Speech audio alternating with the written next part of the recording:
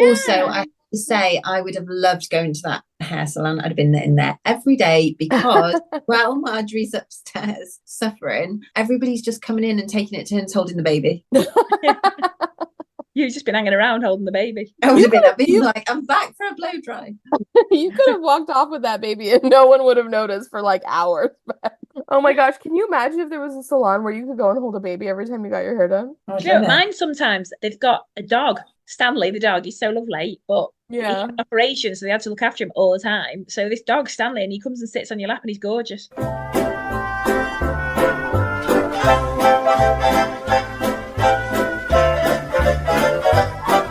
Those woolly boobs, by the way, were, let me just tell you a story really quick before we start. So no, they weren't adorable, they were rank. I went to an NCT class and the woman was this like new age. Wait, say what NCT is. National Children's, I can't remember what NCT stands for. Well, what was it for though? What is like why were you going to an NCT class? Like were you pregnant at the time? It was before Yeah, so it's a National Childbirth Trust. So it's this weird thing they do. So they do free ones on the NHS, but we couldn't get on and it was dead late. So I was already late for signing up for this one. So it's like an antenatal class thing, but you go and it's you and your husband usually, and you go to this thing or partner or whatever who's having a baby with you, and you go and you meet all the other partners.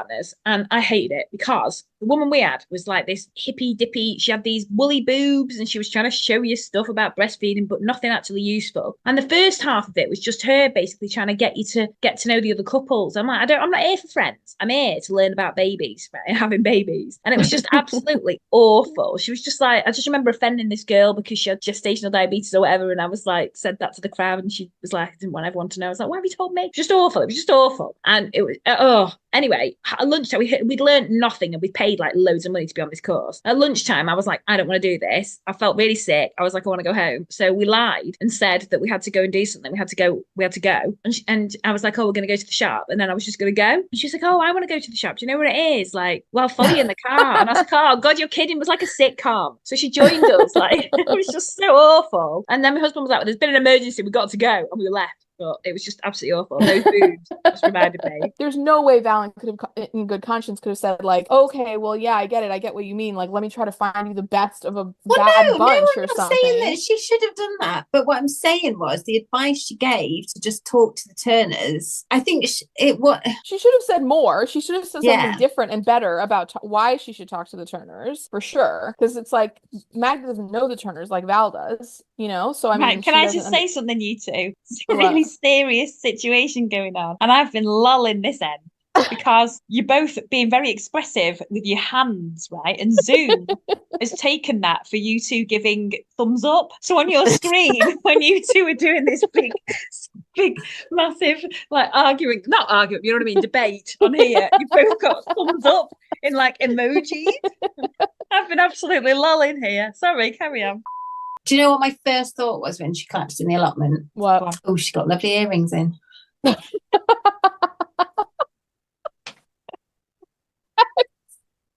back and watch them. We watched it together and she said, oh, she's got lovely earrings. And I was like, yeah. That's your first thought. Oh my word.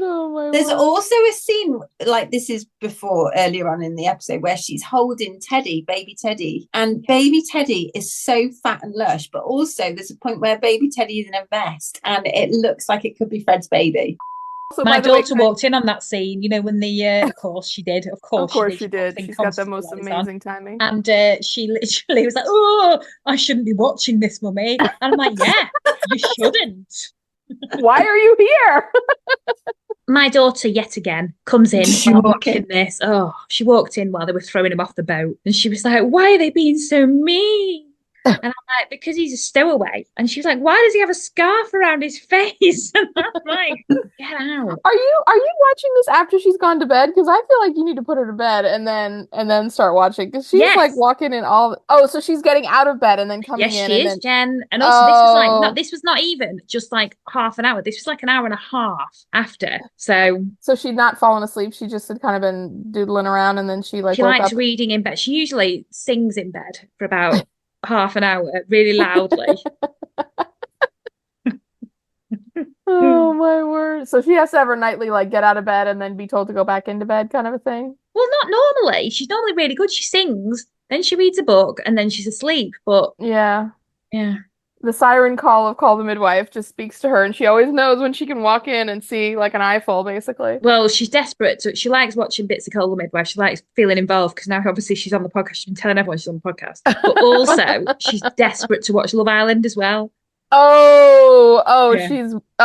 Yeah. She really can't watch that. Like, that gets stopped the second she walks in. It's not. I'm not an irresponsible parent.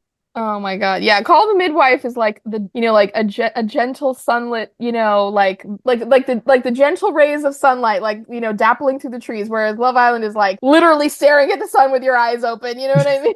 Like she would just get instantly blinded and scorched. Oh my God. No. With me and some of the mums were talking on the way to school the other day, and I said something about someone stuck it on them. Mum and Bob's was like, "What does stuck it on me?" And I was like, ah. Speaking of the school mums, one of the school mums was wearing shorts to the school run today because she was going straight for a run afterwards, and she felt really weird and embarrassed. And I was just really impressed that she'd shaved her legs. Well, girls, I literally bought a dress from Target over Christmas when my family was here, and I've been wanting to wear it ever since, and I finally wore it on Tuesday because I had finally coordinated like leg shaving with like dress wearing, and it took me over a month. So if that just doesn't tell you anything right there. Well, I was ashamed when I went to the hospital with my netball injury. I shaved basically just below where the leggings would go for like ages. So I had like 2 inches basically of shaved leg, and the rest of my leg was horrific. Anyway, they cut me best leggings off when I did my injury at the hospital. And then I'm there with these hair. Oh, it was honestly, I look like a flaming. What's that guy called? Oh, a Sasquatch? A Bigfoot? No, not a Sasquatch. Chewbacca. Me. No, Lord Tumnus. Because he's half man on the top and then half fawn. Okay, really quick, like... Dundee cake, right? I'm just gonna give you an option now. Where do you think it originates? Oh, Australia? New Zealand. Oh my God, is this a joke? Dundee? What am I missing? Oh my God, I thought you were serious then. No, I think she is. Well, I mean, what am I supposed to be unclear? I mean, is Dundee, is that okay?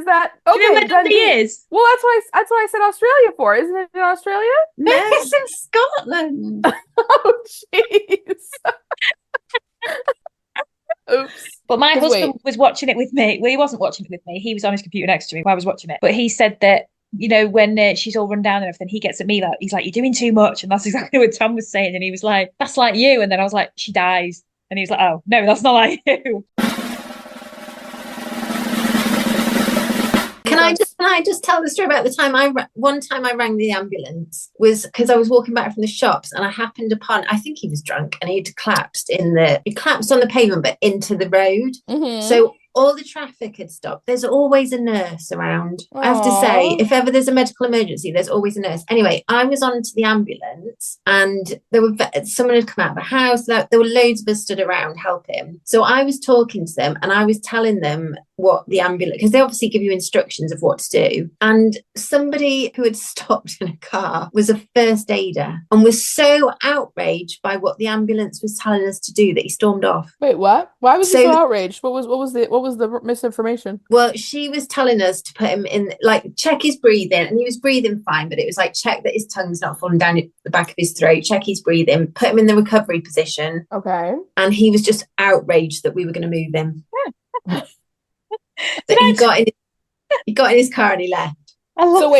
So wait, a nurse was telling you to do something, and then a paramedic was telling you to do something different? The ambulance was telling us, but somebody was a first aider through work. What's a first aider? So somebody does first aid at work.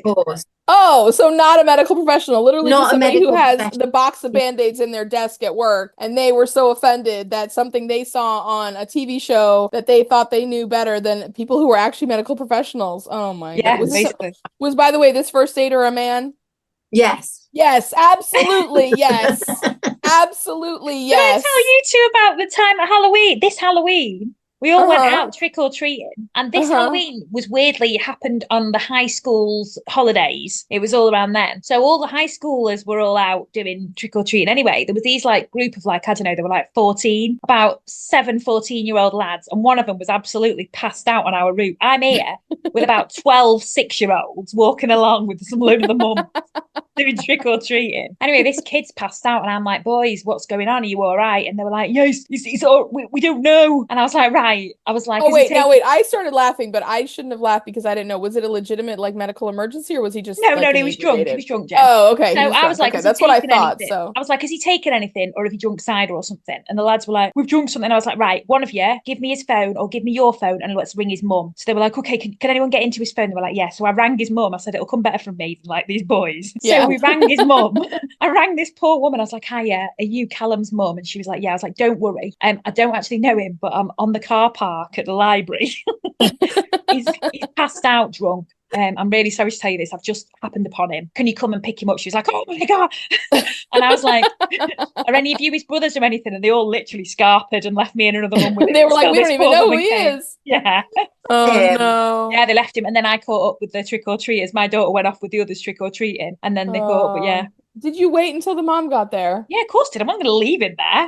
He was literally up the road. It was about a 30-second thing. Can you imagine if you just like hung the phone up and then just like threw it on his like lifeless body and we're like, okay, well anyway, your mom will be here in 5 minutes. Bye. And like he was just like, oh, and I was like, he's not going to be drinking again for a while. We were like, literally, the kids were like stepping over him, and I was like, what's happening? I lie on the floor listening to really heavy music. Yeah. I find that stressful, Alex. That's my most that's not my most stressed. That is my least stressed state. Lying on the floor, listening to the high. What I can't even speak today. Listening to the heaviest music I can. I can remember the olden days when you'd bought a heavy metal CD when you were with me, and we were driving somewhere, and you put your new CD on in the car. Yeah. And I was doing some particularly stressful driving. I was having to change lanes, and I was just like, I can't listen to this music. See, that would make me feel I like heavy metal music, like it just makes my brain like start to like short circuit. It puts me into a state of happiness. But I do have a fact about Charlotte Ritchie. Oh yeah? Do you know who her famous granddad is? Shane Ritchie. Lionel Richie. Shane Ritchie, Lionel Richie. I don't know which one's worse. Americans Google Shane Ritchie for God's sake. It's not called Ritchie. His surname. He's a really famous Hollywood Welsh actor. Oh! Wait, Cary Grant. Didn't you tell us this before? No, that's not Cary Grant. Wait, he's not Welsh anyway, is he? Welsh actor. Wait, is Cary Grant Welsh? Did I make that up? No, he's from Bristol, I think. Huh. Wait, who's Welsh then? Well, hang on. Is he? Because now I'm wondering, is he Welsh? Hang on, I'll tell you. But Cary Grant is not Welsh. Oh. Cary Grant is from Bristol, isn't he? I don't know. Oh. Check that. He is Welsh, this actor. Who? Really famous. Her granddad. Her granddad. I'll give you a clue. He was famously married to someone twice. Richard Burton. There we go. Wow. Really? That was her grandfather. Yeah. So wait, who was her? So whose child of Richard Burton is her mother or father? Her mother. Okay. And who did Richard Burton have a kid with to have her mother? Do you know? Yes, I would. Well, I did know. I looked it up. Because I mean, it's obviously not Which marriage is it? Is it after Elizabeth Taylor? It'll be after because. Oh, actually, no, I don't know. It might not be after actually because I mean, I've just realised she's his granddaughter, not his daughter. Yeah, hang on, I'll tell you. Charlotte Ritchie. I didn't know Richard Burton was Welsh. I'm not going to look anything up. I'm just going to go with the fact. Sybil Christopher, his first wife, yeah. Oh, wow. You know, I can kind of see it, someone's actually. put here, Ritchie is not related to Burton whatsoever. Oh. Look at me being like, listen to me. It's like, I'm not going to fact check this. But how did it? The irony here, I did fact check. I fact checked loads, but I'm really tired. And then I've just read down, and it's not at all. Scratch that. I'm not going to get rid of it. I'm going to carry on looking stupid. We've done Boer War. No, we're not cutting it. We've done Boer War. I thought a flying squad was helicopters. I don't mind this too. If anything, it adds some brevity to the Oh God. Well, we really need it episode. actually, because my goodness. So did Richard Burton was married to her grandmother, but then he left her grandmother? No, I think it's a different person completely. Oh. Okay, So wait, girls, not to be gross, but like, are scabies, is that an STD? No, there's not. What's scabies? Where do you get them? Do you think this episode was so much darker in your head? And that's why it's spread like wildfire through a reform school. Well, I don't know. Maybe you just get it by, maybe it's like not sexual, but like that's the very definition of an STD. I know, but maybe, it's like, well, what is it? What is it? What's scabies officially? I think scabies mite is usually spread by direct prolonged skin-to-skin contact with the person who has scabies, or it's like stuff like bedding things. Oh, bedding. Oh, okay. So it's more like lice or something than it is. Yeah. Okay. Fair enough. You're what you were thinking in this episode is really dark. Well, I didn't think sexual, but I just didn't know what it was, and then I just was kind of like, oh well, anyways, it doesn't really matter, and I just moved on. I didn't give it a lot of thought, but anyway, sorry. I'll tell you a really fast story which made me think of this. So Jennifer, I just moved to Virginia from North Carolina, and in our church in North Carolina, we had a lot of wonderful, wonderful people that we were very good friends with. And there was a lady who passed away a long time ago, but she was the youngest of a very large family as well. I want to say she had 8 to 10 siblings, and there was a big age gap between her oldest sibling and her being the baby. And she told a story about the fact that there was a Sunday where everybody was coming to their house for dinner, and this lady walked into her house, and she was a little kid, but maybe like kindergarten age or something. And she ran up to her mom and she was like, "Mom, who's that lady?" And she was like, "That's your sister." And her sister was already like out of the house, married, like had her own house. Like, she just wasn't around as often. And so she just didn't know her. And she said that and that story has just always stuck out in my mind because I just thought that's hilarious. Like my granddad. My mum tells a story about her dad. My granddad was the oldest of like 10 or 13. One of my mums was like one of 10, one was 1 of 13, but they were both the eldest. And he was living in London working at the Savoy as doing waiter servicing, like silver service stuff. Anyway, he went back up home to Middlesbrough, and his mum was pregnant, and he didn't even realise she was pregnant or notice. And then the next day, she'd had a baby. And how thick must you? I said to my mum, like, surely this must not be true. Like, you've embellished this, because how thick must you be? I've been watching The Crown with my mum, and we've not watched the latest series, which has got Diana. You haven't watched all the most recent ones? No. Why? Oh. Because my mum is obsessed with telling me that she's only up to the ABBA fan episode. And I'm like, no, we've watched the whole of that series. That's ages ago, by the way. Yeah, and I keep telling her, no, you've watched it. The minute you start trying to rewatch that episode, you're going to see that you've watched this. I just watched it without her, Bex. She refuses to watch it. Well, I thought you guys were going to watch this over Christmas. I did. This past Christmas. But then, no, because now she's decided that she's not going to watch the latest series. She's starting from the beginning.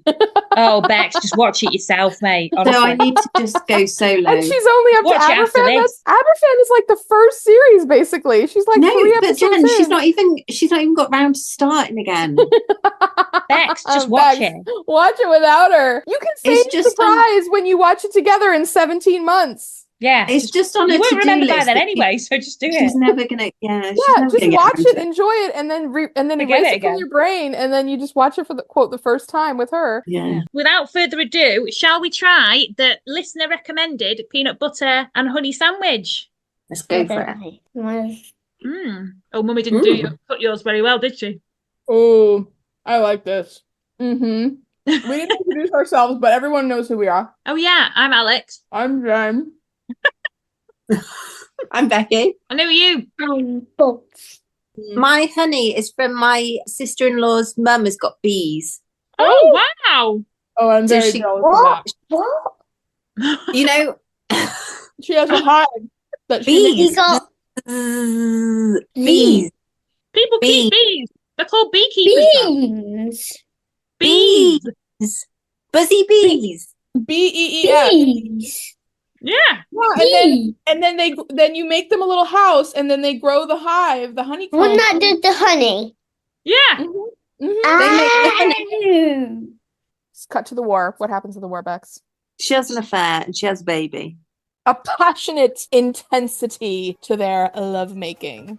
Can I just say, Becky is absolutely hating every second of this. So she's just like, yeah, she has an affair and a baby. Okay, he dies when it's sick.